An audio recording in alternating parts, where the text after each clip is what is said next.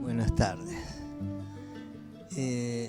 Mis agradecimientos a todos los que han trabajado para esta celebración de los 40 años de la escuela. Y agradezco también, incluyo al personal del ECU, que nos da la bienvenida y nos atiende. Agradezco también a quienes han venido a traer sus palabras para contribuir a esta celebración y a quienes aportan su presencia o su escucha. Como hablo para psicoanalistas, estoy advertido de que hablar del porvenir no podría hablar sino en términos que tengan en cuenta la lógica del inconsciente, de las pulsiones, de la repetición y de la transferencia. Como por ejemplo, tener en cuenta la temporalidad del a posteriori. Es una temporalidad a que nos acostumbró Freud. Él la llamaba Nachträglich. Miren qué linda palabra. Bueno, esta feliz retroacción freudiana que nos permite inscribir retroactivamente un acontecimiento pasado, en este caso la fundación, y que propongo inscribirla como un acto performativo. Me voy a explicar por qué afirmo esto. Es decir, de este modo marca retroactivamente este hoy como el porvenir de aquel tiempo.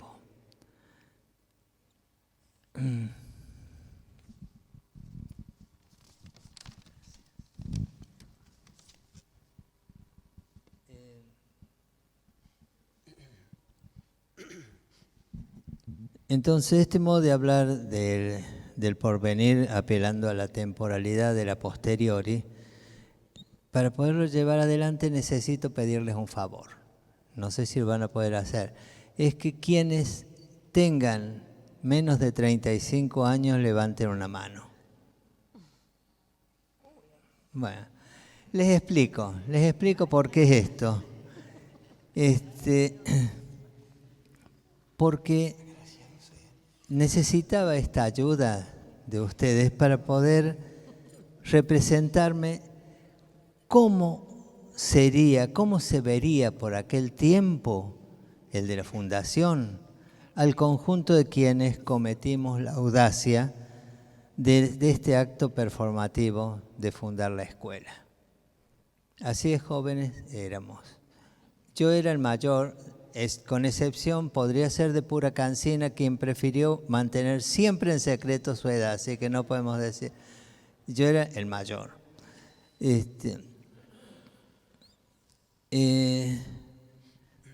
Desde aquí podría decir, insisto, que hoy es lo que entonces era el porvenir. El porvenir del mismo modo que acerca del porvenir de hoy, podrán decir los que levantaron la mano hoy. Bueno, vayamos a aquel conjunto etario y epocal, doblemente epocal. Por el tiempo social que veníamos de vivir y por otro lado, por un tiempo intelectual que se había inaugurado con una conferencia de John Austin en su universidad en Inglaterra y que Lacan tuvo la amabilidad de incorporar a sus enseñanzas, que fue su propuesta de lo que eran los enunciados performativos en contra de los enunciados constatativos. No había forma de salir del intríngulis, de la autorización de analistas que había hasta ese momento en las instituciones, si tenían que ser, como siempre, constatativos. Era analista si tenía un papel firmado por aquellos que sabían, o era analista si tenía un papel que decía los cursos que había hecho, las horas de análisis que había tenido. Sin esta idea del performativo, no había forma de que Lacan hubiera podido decir el analista se autoriza a sí mismo en ese acto. Por eso digo que ese grupo etario lo era doblemente por epocal, digo, lo era por lo social que acabamos de vivir y por esta renovación intelectual que apareció con este otro modo de pensar algunas cosas. Bueno, este grupo era un conjunto que estaba determinado en intención. Vamos a robarle la palabra a Lacan, ¿no es cierto? Esta mosca se ha divertido con nosotros todo el tiempo. Sí. Era un grupo donde la característica que nos constituía como conjunto es que éramos analizantes todos. Cada uno a su modo y con lo que había por entonces como analistas. Pero todos habíamos hecho la apuesta de constituir con la dirección de nuestras palabras aún en al sujeto supuesto saber en un dispositivo con un pequeño otro cualquiera con el que intentamos hacer el otro de la transferencia. La segunda es que era un conjunto determinado por estar convocados por algunos temas, hechos preguntas. Eran preguntas acerca de cómo se autorizaba un analista. Y ahora, fíjense, era maravilloso, porque estas preguntas las hacíamos acerca de una práctica que efectuamos nosotros. No habíamos terminado el análisis, no había habido pase, no había habido nada, salvo el enunciado performativo que nos inscribía en la escuela como analista practicante. Otra determinación de este conjunto era que teníamos maestros de papel, propiamente Freud y Lacan. Voy a tomar un enunciado de Lacan que decía que no había un sujeto que hiciera de pantalla una enseñanza. Pero sí eran suficientes para suponer un saber a esos textos e incluso, miren ustedes, los hacíamos hablar a los maestros de papel. Era muy corriente decir, porque Freud dice, en presente, ¿no? Y Freud no decía, sino que escribía y estaba recontra muerto. Entonces, pero decíamos, ni los evangelistas se animaron a decir eso de Cristo. Pues decía, y ni lo tempore, en aquel tiempo, Cristo le dijo a sus apóstoles, no, nosotros Freud dice, hoy era. Eso era otra cosa que nos constituía como grupo. Bien. Y la última cuestión es que hacíamos nuestra una fórmula de Lacan que dijo, nada prepara al psicoanalista para discutir efectivamente su experiencia con su vecino. Esa es la dificultad, que no es insuperable, estamos intentando remontarla, la dificultad de que no podemos constituir una ciencia psicoanalítica. Y entonces ahí, luchando entre aforismos, conceptos, que aprendimos a decirlo en alemán, porque Begriff, que es concepto, quiere decir a la misma vez bien agarrado y lo que se escapa. Y los dogmatismos que en la medida que mayores eran nuestras inseguridades, más fuertes eran los mismos. Bueno, eso podía contar de aquella época donde de esa forma, de ese modo performativo que agradecemos a Austin y a Lacan que lo introdujo en el psicoanálisis, pudimos ir llevando adelante las cosas en un tiempo donde pocas veces se dice que todo el psicoanálisis ahí se modificó por los performativos. Tenemos nosotros 40 números o 46 números del boletín, donde en todo este recorrido fuimos anotando cosas, como salieran. Había algunos hechos con mimeógrafo en la trastienda de la escuela, otros más pitucos, pero esos están ahí para ver que nos puedan contar una historia que seguramente deformamos cuando nos la queremos contar nosotros o se las queremos contar a ustedes. Muchas gracias por estar.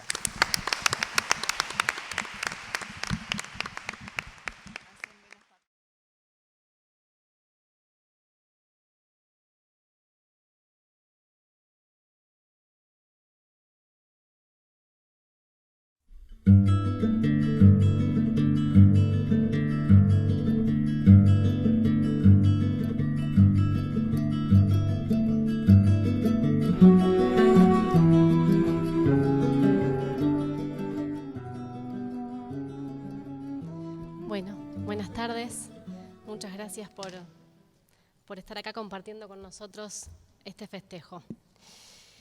Quería comenzar este trabajo citando y cómo no recordando en estas jornadas por los 40 años de la Sigmund a una de sus fundadoras, Pura Cancina. No fue la única. Acá presentes tenemos algunos de los miembros fundadores de la Escuela de Psicoanálisis Sigmund Freud Rosario, de hoy quienes puedo llamarme deudora por tantos años de trabajo, compromiso y dedicación a la causa del psicoanálisis. Y haciendo mención al título de estas jornadas, al porvenir del psicoanálisis.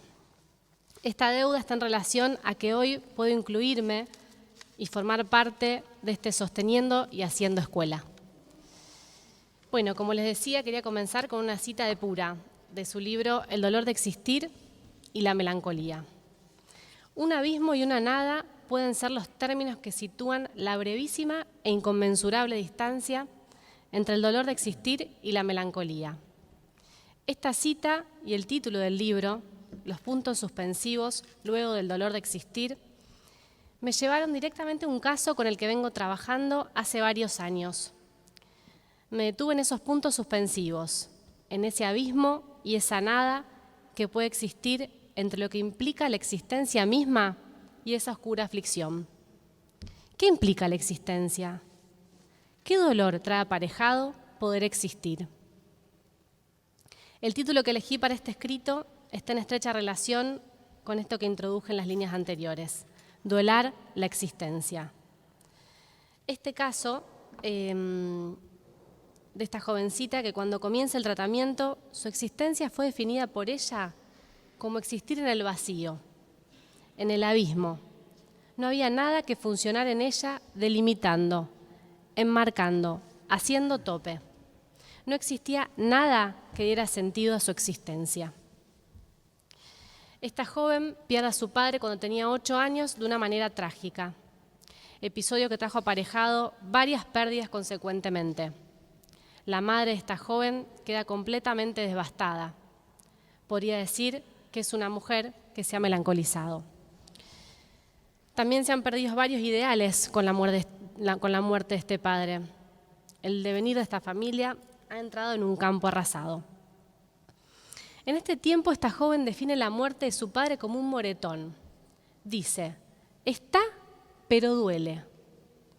Con este modo tan extraño que ella tiene de nombrar la muerte del padre, queda evidenciado lo que no está inscripto como duelo. Ese moretón, que al modo neurótico sería no está, pero duele, en ella aparece como que está, pero duele. En los primeros tiempos del tratamiento, mis intervenciones tuvieron que ver con operaciones en lo real, habilitando transferencia mediante a hacer propia la herencia recibida. Se escuchaba una dificultad familiar con respecto a este duelo.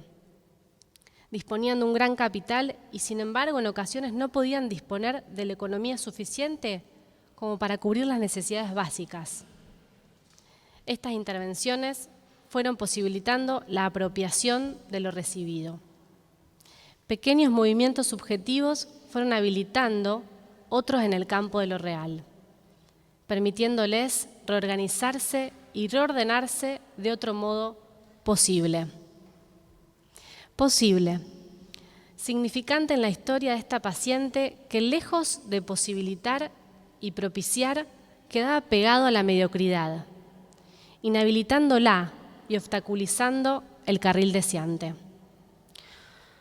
Un ideal idealizado, mundo idealizado que no le permitía tomar la vía del deseo como vía posible, quedando subsumida en el aplastante e inhabilitante mandato superyoico, puesta en juego entre lo hallado y lo encontrado.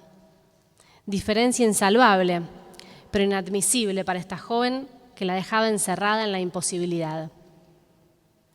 El trabajo en relación a esta dificultad que la obstaculizaba tanto fue en la dirección de ir abollando, ahuecando y desplumando ese ideal teñido de superyo.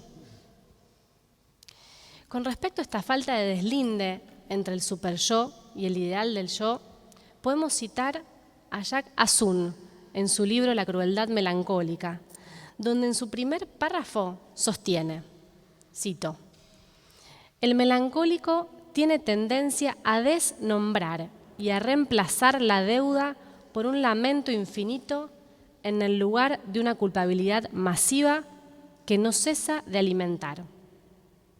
Me pareció interesante detenerme en el término desnombrar. El término usado por el autor es denomer, donde el prefijo seguido con el guión indica una negación del verbo nombrar. Literalmente significa desnombrar. Con la salvedad de que la palabra que se formaría sin el guión significa denominar, dar nombre. Este juego de palabras entre desnombrar, denominar y dar nombre me llevó a momentos de esta jovencita donde manifestaba la necesidad de ponerle nombre a su sufrimiento, enmarcarlo, darle entidad. Tiempo del tratamiento donde comienza a traer a las sesiones diferentes manifestaciones como intentos de dar cuenta de su padecimiento. Dice, es como que estoy escalando una montaña y mientras voy subiendo me quedo sin aire, sin oxígeno. ¿A dónde no puede llegar esta joven?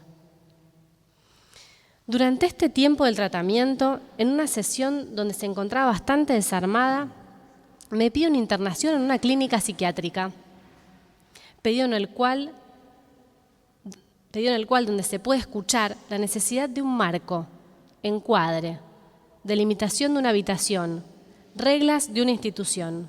Necesito reglas claras, dice. Situación completamente contraria a la que esta joven vivía a diario en su casa materna. En ese momento retoma el tratamiento farmacológico con otro médico psiquiatra y en lugar de la internación, la intervención fue por la vía de armar un dispositivo con una acompañante terapéutica. Trabajo que sostenemos como equipo hace 2 años y medio. La frecuencia del acompañamiento fue disminuyendo y variando. Inicialmente, la función del acompañante fue poder ayudar a reordenar y reorganizar cuestiones básicas de higiene y limpieza. Podemos pensar al acompañante que funciona como rodillo fálico, operando como ese palo que evita el cierre de la boca de ese cocodrilo devorador. Siguiendo con estos intentos de dar nombre a su padecimiento y dar cuenta de su sufrimiento, sostiene: es como que soy alcohólica y vivo en un viñedo, intentando manifestar lo que implicaba la convivencia con su madre. ¿Un sin salida permanente?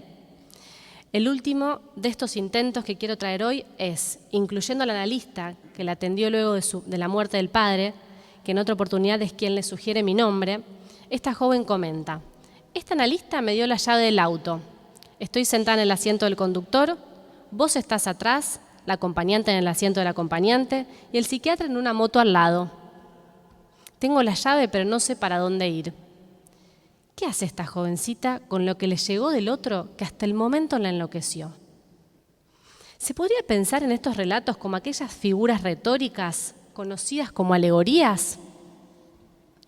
Es pertinente aclarar que esta joven tiene una estrecha relación con el ejercicio de la escritura, razón por la cual me vengo interrogando por la función de la escritura en ella.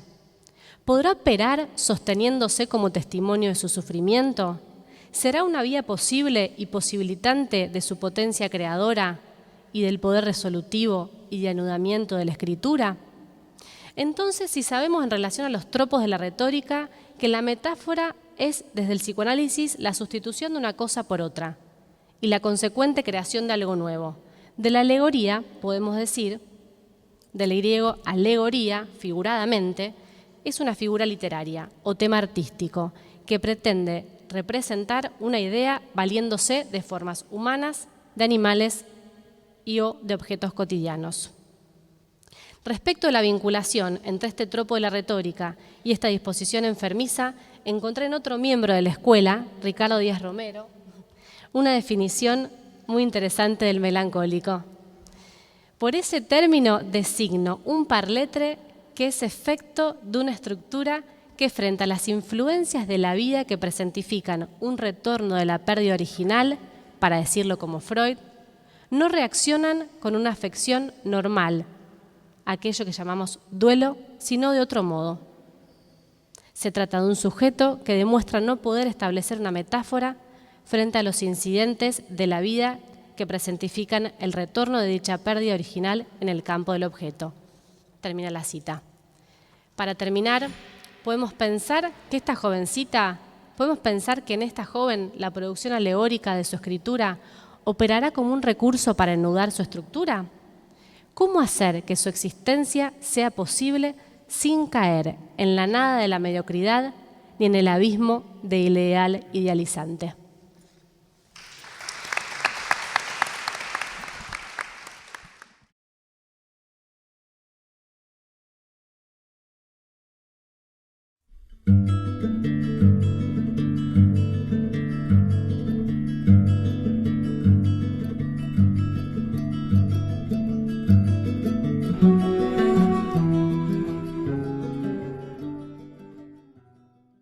Bien, voy a leer el texto que sobre el tema discurso y acto, el porvenir del psicoanálisis, presenté en las jornadas de la Escuela Sigmund Freud Rosario, conmemorando los 40 años de su fundación.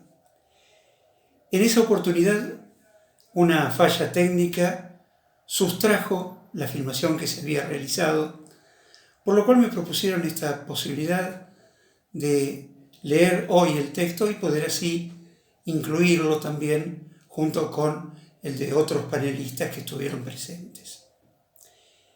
Ahora bien, ¿cómo podemos también leer hoy este error técnico, esto que la tecnología también nos muestra y que expone cómo siempre hay un palo en la rueda que dificulta, que hace que las cosas no anden tan satisfactoriamente? Porque es con eso con lo que el discurso del psicoanálisis intenta hacer algo y que tiene su especificidad que llamamos acto analítico. Ahora bien, también me parece que y esto es algo de lo que voy a intentar decir en el trabajo, y también es por eso con esa insistencia de lo real, con eso que desborda e irrumpe, como en este momento lo estamos comprobando y padeciendo en gran parte del planeta también, como es con eso que desborda totalmente lo previsible y lo programable incluso, que los psicoanalistas intentamos nuestro hacer. Pero es también, pues, como decía, lo que mantiene el surco abierto en lo que podría ser el psicoanálisis por venir. Con lo cual, estamos ya en tema. Con respecto al escrito que presenté en ese momento, voy a comenzar con una referencia muy breve a un texto del poeta portugués Fernando Pessoa, que dice: de todo quedaron 3 cosas. La certeza de que estaba siempre comenzando, la certeza de que había que seguir y la certeza de que sería interrumpido antes de terminar.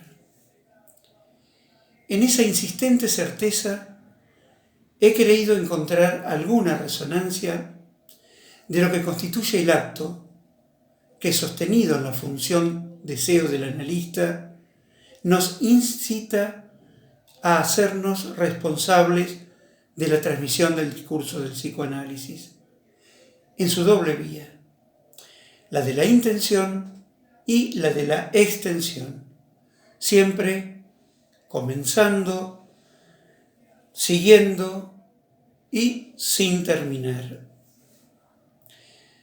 Cuando Lacan lanza su proclama de retorno a Freud, exponiendo las desviaciones conceptuales y las correspondientes derivas en el curso del sostenimiento y el fin del tratamiento psicoanalítico, lo hace interpelando también a nuestros antecesores de aquellos tiempos, los llamados post-freudianos, los cuales serían hoy los pre-lacanianos. Pero advertido de las consecuencias presentes por el extravío de la praxis psicoanalística y de los supuestos efectos en lo porvenir, Lacan dice: el psicoanálisis está en todas partes, pero ¿dónde están los psicoanalistas? Entonces, transitando hoy aquel tiempo supuesto y anticipando el que podrá advenir, quizás nuestra implicación como practicantes del discurso del psicoanálisis pueda renovar la pregunta espetada a aquellos otros psicoanalistas e intentar responder con los argumentos y con las reflexiones que retornan de nuestra práctica en la actualidad. ¿Dónde estamos situados los analistas y en qué lugares está el psicoanálisis en nuestra época y lugar para intentar avisorar lo indiscernible? Si la profundización y globalización del discurso del capitalismo, con su rechazo de la castración, viene a acentuar la desvalorización de la función de la palabra, la licuefacción del lazo social, la renegación de la falta, del inconsciente y de la diferencia de los sexos, será el lugar y la función del analista mantener abierta la hendidura por la que el discurso del psicoanálisis entonces intenta reintroducir justamente la relación del sujeto con el deseo y el goce. Seguirá siendo su condición subversiva, opuesta a las diversas modalidades que adquiere el imperativo que caracteriza el discurso del amo, lo que guíe nuestras intervenciones, esas que son posibles ante las renovadas manifestaciones del sufrimiento en nuestra cultura.